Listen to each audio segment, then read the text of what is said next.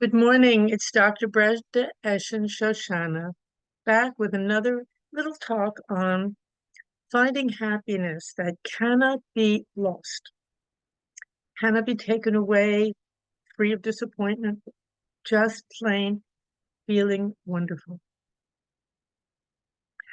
What could that possibly be? Because, of course, even a good feeling of being wonderful fluctuates, but this is different.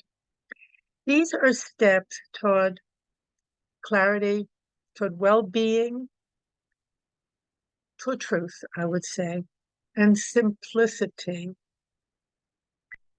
Simple steps. So the talk for today is just pick up your coat from the floor. This is a very fundamental teaching in Zen practice, which is a practice of being completely available and present to each moment as it arises, as it appears, welcoming it, not judging it, hating it, clinging to it, just being here with it, tasting it, touching it, even digesting it. So what does this mean? Just pick up your coat from the floor. What is that? Well, it's about doing what's really just right in front of your eyes. Very simple actions that don't necessarily have a big reward, so-called reward. You know, we do most things because we want a huge consequence, a big reward. We want to be virtuous. We want to be well-known. For whatever reason, we do something. We want to be noticed. We want the person to give something back. But in true Zen practice, that's not there. You just do something for its own sake. And that action is so full and wholehearted that the action itself is its own reward. Just take care of what's in front of you. It's very simple. If the coat's on the floor, pick it up and put it where it belongs. That's a very big part of the instruction, very big part. Because everything often is scattered around in our lives and in our homes, maybe, and in our thoughts. And then we get confused and nothing is in its rightful place. That, again, is a very important point. We don't have breakfast at the evening. We have breakfast in the morning. In the evening, as the sun goes down after we've lived all day, we may want something else. We may need something else. Put everything in its right. Put everything where it belongs. Put your coat, pick it up from the floor, put it where it belongs. And just be very mindful about what's right in front of you and put it where it belongs. Give it the space, give it I was going to say the honor to be where it is and to be what it is. Now, of course, this doesn't apply only to the objects of our physical surroundings, but our relationships too. You see somebody who needs some help, pick them up from the floor and help them be where they belong. Or in your life, put a relationship where it belongs. Is this really a close person? Are they more of an acquaintance? They're both fine. But let us just know what's happening in front of us. Put it where it belongs. Pick it up.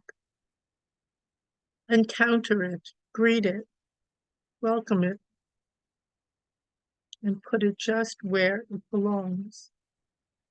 Now, once things are not confused and messy and disorganized and disarrayed, we can see much more where we are, who we are, and what's needed next. It's a very big question we all dwell with. What next? What do I do now? What's next? And it's right in front of your eyes. What's next? But we don't look to see what's right here, what's right in front of our eyes that needs care. So that's, you could say, well, how is this going to lead to happiness? Great question. Try and see. These little steps are very powerful. You know, what is simple is powerful, and it's honest. and it's time tested. I invite you to try it, to do it. Just listening and listening and thinking, it's going to just create more confusion. Everybody has a different idea, something else to say. The beauty, the wonder of Zen practice, or any true practice, is it's not just the ideas about it or what we say, it's our simple actions, day to day, hour to hour, moment to moment. Breathing in, we breathe out. Very simple. But we wouldn't be alive without that. We don't really appreciate these very simple gifts right in front of us. Breathing in, breathing out, getting up, taking a step. Return to simplicity, and you will see who you are and the enormous resources always waiting for you. I want to thank you very much for listening. If you enjoyed this, I would really appreciate if you would subscribe or like this. And I also thank you for listening very much. I'll be back soon. Share these steps. If you want to communicate with me about anything, please do. My email is topspeaker@yahoo.com. I'll answer you. Have a beautiful, beautiful day. And thank you again.